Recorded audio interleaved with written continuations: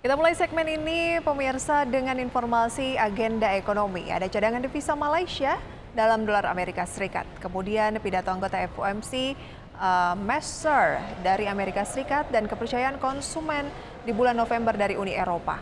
Kemudian kita beralih ke agenda emiten hari ini dari dalam negeri, di mana ada CSRA dan juga GEMS berencana melangsungkan RUPS. Kemudian JAST dan juga live akan RUPS, LINK, KUM dividen tunai, MCOL, KUM dividen tunai, SCPI, KUM dividen tunai, ITMG, pembayaran dividen tunai. Demikian beberapa agenda yang bisa Anda cermati untuk perdagangan hari ini. Dan pemirsa sudah tersambung melalui video conference bersama dengan Mas Wisnu Prambudi Wibowo, Head of Research FAC Sekuritas Indonesia. Selamat pagi Mas Wisnu, apa kabar? Selamat pagi Mbak Prisa, kabar baik. Terima kasih banyak Mas Wisnu atas kesempatannya pada pagi hari ini menganalisis kondisi yang terjadi dari dalam negeri yang cukup berpengaruh terhadap pasar saham adalah kemarin saham-saham teknologi memimpin pelemahan begitu ya, khususnya Goto, dan sektornya melemah paling dalam, dan pelemahan yang berlangsung pada Senin kemarin itu sebenarnya sudah terjadi dari minggu lalu. Bagaimana Anda memandang pelemahan di sektor teknologi ini? Ya, baik Mbak Prisa. Kalau kita lihat sebenarnya sektor teknologi sepanjang tahun ini bisa dibilang yang paling tertekan ya. Kalau kita lihat year to date-nya sudah koreksi 25%. Kalau kita telah lebih dalam gitu ya, untuk emiten Goto pasca IPO hingga hari kemarin itu sudah melemah kurang lebih 60%-an. Begitu juga diikuti dengan Bukalapak ya. Bukalapak pasca IPO sampai hari ini itu sudah melemah kurang lebih 60%-an juga. Dan kalau kita lihat sebenarnya trennya hampir sejalan gitu ya. Begitu juga terjadi di Nasdaq. Kalau kita lihat emiten-emiten yang berbau dengan teknologi seperti Meta, Amazon, dan Tesla itu mereka rata-rata year to date-nya koreksi lebih dari 50%. Hal ini sejalan dengan memang pengurangan jumlah karyawan ya. Kalau kita lihat seperti Meta itu mereka melakukan PHK lebih dari 10.000, kemudian belum lama kemarin Tesla juga lebih dari 200 orang, kemudian Amazon juga lebih dari kurang lebih 10.000 juga. Jadi kami melihat memang tantangan di emiten-emiten teknologi ini cukup besar, terutama seiring dengan suku bunga yang ketat, inflasi yang cenderung tinggi, kemudian harga energi yang kalau kita lihat cukup tinggi. Dan kalau kita lihat dari Goto, rilis kinerja kuartal ketiga, ruginya itu kan membengkak 32%, menjadi 20 triliun gitu ya ruginya. Dan ini sangat sangat negatif, terutama untuk harga sahamnya.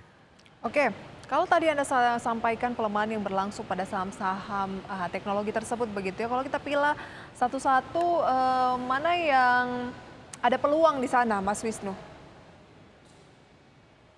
Ya, kalau kita bicara peluang, sebenarnya di emiten teknologi ini kan ada seperti MTEK ya yang masuk sektor teknologi. Hmm. Nah, MTEK ini sebenarnya kalau kita lihat dari sisi harga sahamnya sebenarnya cukup menarik gitu. Dari sisi performa juga berhasil mencatatkan laba bersih ya kurang lebih 5 triliun di kuartal ketiga. Nah, ini agak berbeda gitu ya kalau kita lihat seperti apa namanya Goto, kemudian Beli yang kemarin belum lama IPO yang kalau kita lihat kinerja kuartal ke-1-nya itu masih rugi kurang lebih 1 triliun. Nah, tentu kalau kita sebagai investor, kita akan melihat ketika perlambatan ekonomi, mana emiten yang berhasil mencatatkan bottom line-nya kuat gitu. Dan tentu kalau kita sebagai investor, harapannya mendapatkan dividen. Jadi peluang itu semakin besar. Nah, kalau rugi tentu kita sebagai investor, dividen tidak mungkin didapatkan. Jadi kami rasa itu. Oke, jadi Anda tidak tertarik di Goto, Buka, ataupun Beli, tetapi lebih tertarik ke EMTK? Ya, kalau kita lihat dari sisi apa namanya kinerja, kemudian MTEK punya bisnis portofolio yang baik ya. Seperti MTEK ini kan salah satu pemegang saham yang megang saham SCMA yang kalau kita lihat sekarang kan masuk Piala Dunia ya, yang kalau kita lihat ini menjadi salah satu apa namanya pendorong juga dari sisi kenaikan saham SCMA kalau kita bicara lebih luas lagi. Oke, jadi kalau berbicara saat ini lebih menarik ke MTK. Tapi bagaimana dengan yang sudah invest di Goto, buka ataupun beli dan saat ini setengah koreksi, apa yang sebaiknya dilakukan Mas Wisnu? Ya, kami rasa memang strateginya berbeda-beda.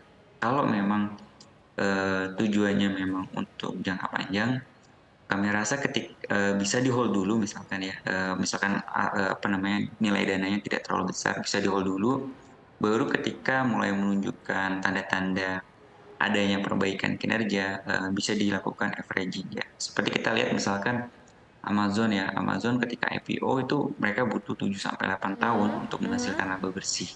Nah, berkaca dari itu kami rasa memang tunggu tanda-tanda perbaikan dari sisi kinerjanya. Memang tujuan dari PHK itu kan sebenarnya supaya going concern perusahaan itu tetap terjaga ya, biaya-biaya yang bisa ditekan supaya mereka tetap resilient ya di tengah tantangan yang kalau kita lihat tidak mudah gitu ya, terutama Goto banyak konsumen yang kalau kita lihat melakukan shifting ya, beralih ke transportasi umum yang kalau kita lihat itu kan menghemat pengeluaran mereka di tengah PHK yang kalau kita lihat lumayan banyak terjadi, terutama di industri tekstil dan garment. Oke, memang tidak apple to apple ya kalau kita melihat kinerja dari saham-saham teknologi, misalnya Goto. Goto kan rugi 20 triliun tadi ya Mas Wisnu ya? Ya, Sementara EMTK labanya untuk kuartal 3 2022 laba bersihnya melonjak 2.454%. Jadi memang ya kalau untuk saat ini kalau mau aman dan lebih menarik berbicara sektor teknologi EMTK ya. ya benar. Kalau kita mau pilih ya, Hmm. ibaratnya yang emiten di sektor teknologi. Oke, karena di Cuman kami dalamnya sih, mm, karena dalamnya ya EMTK betul. juga banyak pemasukan-pemasukan lain termasuk anak usahanya yaitu SCTV ya. Tapi Ya betul, Mas salah Wisnu, satunya. kenapa nggak langsung SCMA-nya saja? Kenapa harus EMTK-nya? Ya, tadi kan disinggung soal ada nggak alternatif emiten sektor teknologi. Nah, Oke, kalau salah satu alternatifnya tentu SMA itu tadi. Kalau kita baik. mau di luar itu tentu kita bisa SMA juga. Baik. Kita ke MTK, peluangnya seperti apa? Dengan posisi saat ini 1695 gitu ya. Dan sebenarnya kenaikannya belum terlalu signifikan ya, Mas Wisnu melihat kinerjanya ini satu bulan terakhir baru naik 10,42%.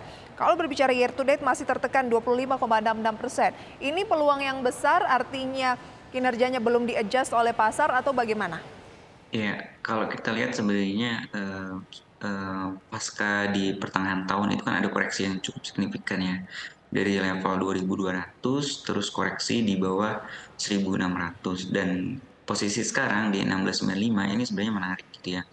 Karena kalau kita lihat dari indikator MACD itu sudah masuknya uptrend dan kita melihat short term to middle itu potensial untuk upside-nya tuh kita melihat hingga level 2000 gitu ya. Ini masih sangat terbuka untuk MTech seiring dengan memang kuartal keempat biasanya peluang window dressing kan mulai terbuka dan kita Hmm. melihat MTech menjadi salah satu stock pick yang menarik gitu. Oke, targetnya di 2000 dan masuknya bisa di 1695 current price? Ya, sebenarnya di level saat ini juga bisa gitu ya, atau mau cicil juga boleh. Oke. Support yang bisa dicermati di posisi berapa kira-kira? Ya, kalau support sebenarnya ada di 1650-an ya yang terdekat sebenarnya. Baik, lebih baik pilih saham yang mulai uptrend daripada yang uptrendnya sudah selesai begitu ya? Iya, Oke, SCMA, kenaikannya satu bulan terakhir 17,54%, 6 bulan terakhir 16,52%, dan saat ini di 268. Kalau tadi EMTK mungkin secara nominal agak lebih tinggi karena di posisi 1.600-an, ini SCMA-nya hanya di 268, lebih enak lah di kantong retail gitu ya. Eh, iya. Gimana peluang untuk SCMA berbicara mengenai sentimen Piala Dunia?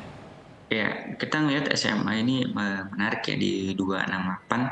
Bahkan di kami itu sebenarnya sudah merekomendasikan SMA jauh ketika masih di bawah 240-an. Dan kita ngelihat SMA ini masih punya potensial upside hingga 360 ya. Artinya memang di level 268 ataupun koreksi hingga 250 sebenarnya bisa dilakukan pembelian dengan Oke. kita lihat indikatornya masih uptrend gitu. Target tadi di posisi berapa?